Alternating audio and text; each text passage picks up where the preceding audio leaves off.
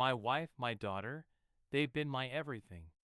I've worked countless hours of overtime, put in extra shifts, made sure our home was always safe and comfortable, and given them everything I thought they needed. And yet, in the blink of an eye, my whole world has come crashing down around me, and I'm left here, trying to make sense of the chaos, trying to piece together the fragments of a life I thought I knew. This weekend, my wife, 38 years old, and our daughter, 13 years old, went to visit her mom. I couldn't go because I couldn't get the time off work. We had discussed it and decided it would just be a girls' weekend for them. I thought it would be a nice break, a chance for them to relax and enjoy some quality time together, while I worked hard to keep everything running smoothly at home. Little did I know, this decision would set off a chain of events that would expose everything I thought I knew about my marriage. I'm a firefighter in a large southern city. It's a demanding job, and there are days when I'm stretched thin, when I feel like I'm not doing enough. But I try. I try to be there when it counts. That night, as I was gearing up for a call, I received an unexpected dispatch. There was an emergency, but I wasn't needed on this particular call, so I took a moment to check my phone. It was then that everything started to unravel. I noticed a bunch of text messages from my daughter, followed by a few from a number I didn't recognize. The messages were frantic, full of panic and urgency. In the course of about 11 texts, I learned that my daughter had gone ice skating with a group of friends and had fallen, breaking her wrist. She was in the emergency room, but there was a problem. No one could find my wife. She had gone missing, and no one knew where she was. My daughter, in pain, had no one to turn to, no one to help her. I couldn't understand why my wife wasn't responding. I knew that she had to be reachable.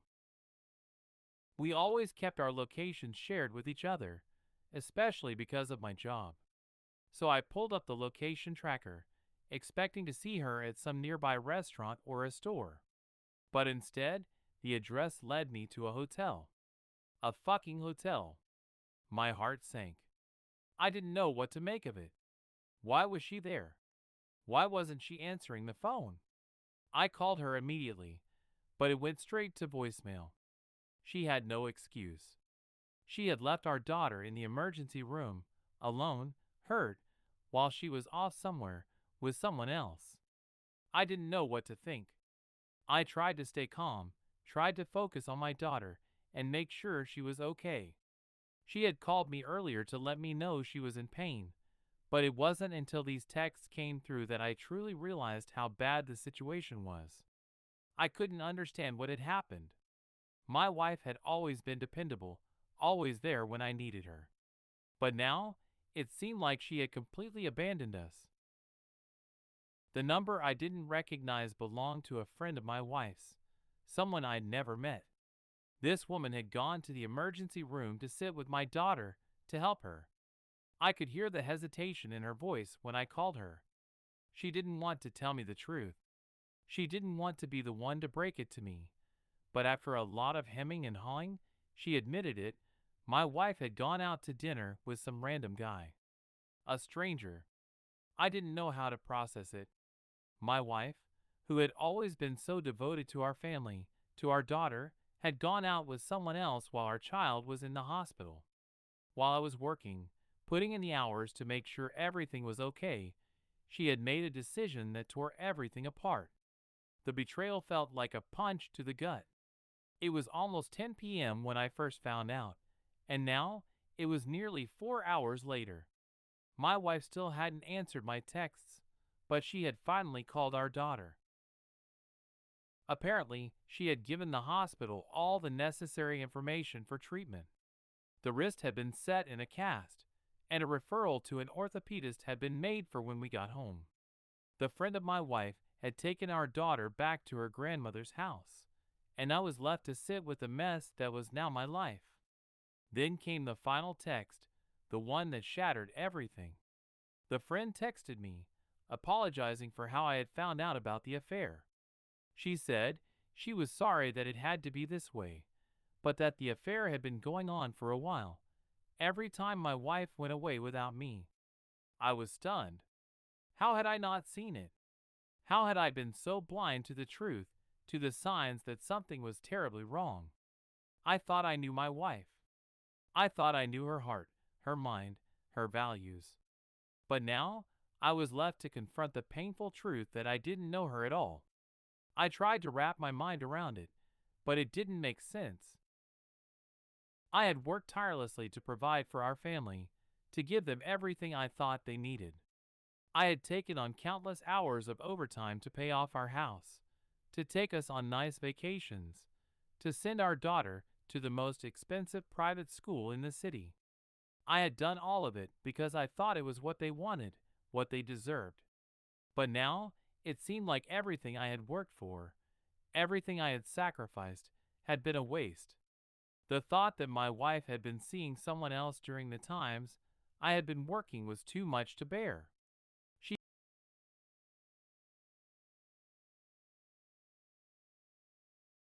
She had left our daughter in pain in the emergency room with no one to help her while she was out with another man.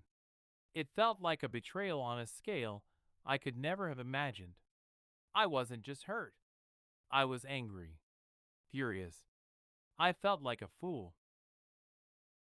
I had been so focused on providing for our family that I had neglected the very things that mattered most: the trust, the love, the connection that should have been at the center of our marriage. Now, everything felt like a lie. My entire life, my entire marriage, had been built on a foundation of half-truths and secrets. I didn't know where to go from here. I didn't know if I could ever look at my wife the same way again, if I could ever forgive her for what she had done. And as I sat there, in the silence of my thoughts, the only thing I could think was how I had been so blind, so naive, to believe that everything was as it seemed. Now, the truth was out, and I was left to pick up the pieces of a life that no longer made sense. I went through the motions of being present, trying to maintain some semblance of normalcy for our daughter, but inside, I was completely unraveling.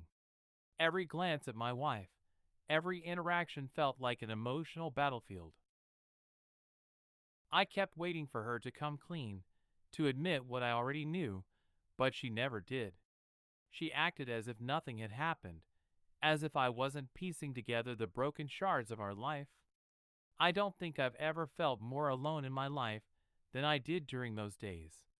My wife, who had always been my partner, my confidant, had betrayed me in the most painful way.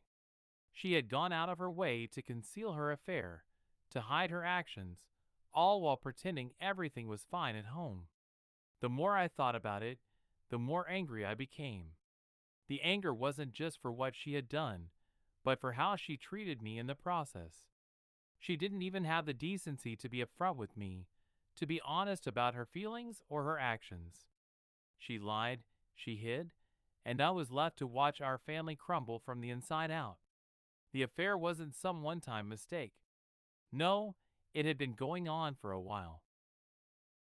It had been happening every time I was away, every time I was at work, putting in extra hours to provide for us. She had found someone else, someone she chose over our family, and I had been too busy, too consumed with my job to see the cracks forming in our marriage. I don't know if I'll ever truly understand why she did it. I don't know if it's something that can be explained, something that makes sense. But one thing I knew for sure was that I couldn't ignore it anymore. I couldn't pretend that everything was fine. I couldn't keep putting on a mask for the sake of our daughter. She deserved to know the truth, and I had to face it, no matter how painful it was. But what made everything even more excruciating was the fact that she still hadn't apologized. She still hadn't admitted to what she had done. Every conversation we had felt like I was talking to a stranger. She went through the motions, talking about our daughter's recovery, her schoolwork, the house. But there was a distance between us now. A vast, unbridgeable chasm that separated us in ways I couldn't fix. I couldn't just let it slide. I couldn't just act like everything was okay when my world had been turned upside down. So I confronted her. I needed answers. I needed to understand how we had gotten here, how our marriage had gone from something I thought was strong to this broken mess. I told her I knew everything, that I had figured it out, that I couldn't ignore the signs any longer. I asked her why she had done this to me, to our family, to everything we had built. Her response wasn't what I expected. She didn't cry. She didn't beg for forgiveness. She just looked at me with this cold, distant expression on her face and said, "I didn't think it would be like this." Those words hit me like a slap. I didn't think it would be like this. Was she implying that this was just some innocent mistake, some temporary lapse in judgment? Was she minimizing everything that had happened, everything she had done? I couldn't believe it. I couldn't believe that the woman I had married, the woman I had trusted with everything, was so disconnected from reality. She had betrayed me, and here she was, acting like it was nothing more than a passing inconvenience. I didn't know what else to say. The pain in my chest was suffocating, and no words could fix it. No apology could undo what she had done. I wanted to scream, to shout, to demand that she feel the weight of the devastation she had caused. But I didn't. I just stood there in silence, watching the woman I had loved for so long crumble in front of me. After that conversation, things only got worse. She continued to act as if everything was fine, going about her days like nothing had changed, like she hadn't destroyed everything that mattered. She still spent time with our daughter, still helped around the house, but the love, the connection, the trust we had once shared, it was gone. And I couldn't pretend anymore. I couldn't keep pretending that everything was okay when it wasn't. I started to pull away.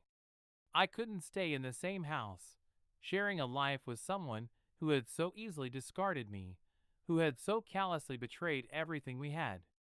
But it wasn't just that. It was the fact that I was living a lie. I was pretending, every single day, that I was okay, that I wasn't broken inside. I was pretending for the sake of our daughter, pretending that our family could somehow heal. But the truth was, I was drowning. Drowning in my own pain, in my own anger, in the realization that I had been living in a world of lies. My wife's affair didn't just destroy our marriage. It destroyed everything we had built, our trust, our future, the life we had envisioned together. And the worst part was that she didn't seem to care. She didn't seem to understand the depth of the damage she had caused. Every time I looked at her, I felt like I was looking at a stranger. The woman I had known, the woman I had loved, was no longer the same person. And I couldn't get past that. I couldn't reconcile the woman I had married with the one who had betrayed me so completely. I kept trying to keep it together, to focus on our daughter, to make sure she wasn't caught in the crossfire. But even she could see the change. She could feel the tension in the house, the distance between us. I tried to shield her from it, but I knew I couldn't. And that hurt more than anything else, knowing that I had failed her too. I had failed to protect our family, failed to see the cracks that were forming, failed to keep the trust we had built intact. As the days dragged on, I realized that I couldn't keep pretending. I couldn't keep living in a house where everything had fallen apart. I had to face the truth. My marriage was over. The woman I loved was gone, replaced by someone I didn't recognize. And I was left to pick up the pieces of a life that was no longer mine. But there was still a part of me that didn't want to give up, that didn't want to believe it was over. I kept holding on to the hope that we could fix it, that we could somehow rebuild, that we could make things right again. But deep down, I knew it wasn't possible. I knew that the trust had been shattered beyond repair, that the love I had once felt had been tainted by betrayal. And no matter how much I wanted to believe that things could go back to the way they were, I knew that was a fantasy. I was left standing at the edge of a broken marriage, trying to make sense of it all, trying to figure out where I went wrong, where we went wrong. But in the end, it didn't matter. The damage was done. And now, all I could do was try to move forward, to heal, to pick up the pieces and rebuild my life, alone.